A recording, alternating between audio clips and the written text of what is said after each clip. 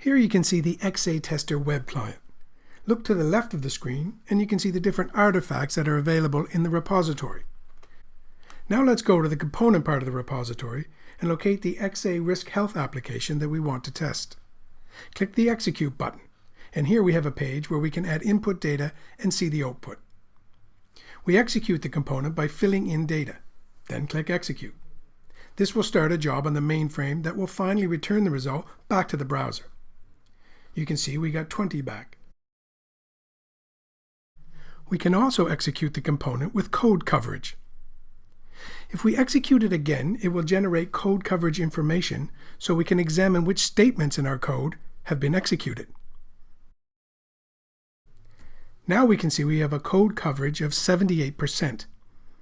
We can also see which lines have been affected by this execution. The green lines indicate where the code has been executed. The orange lines indicate those that have not been executed yet. For this execution, we'll cover the 78%.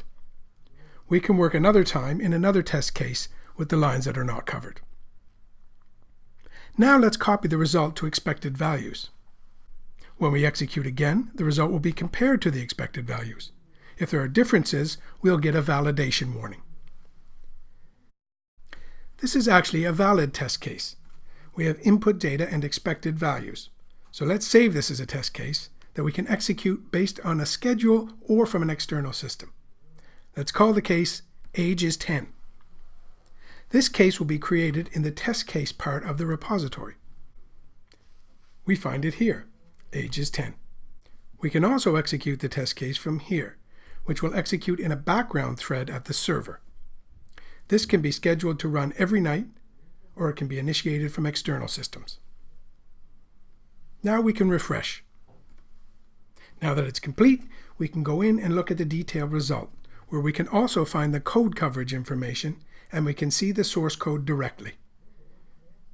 This was a very quick overview of how to create a simple test case from the web browser. Please see our other videos to learn how to work with more complex cases and to find out about what's happening behind the scenes. Thank you.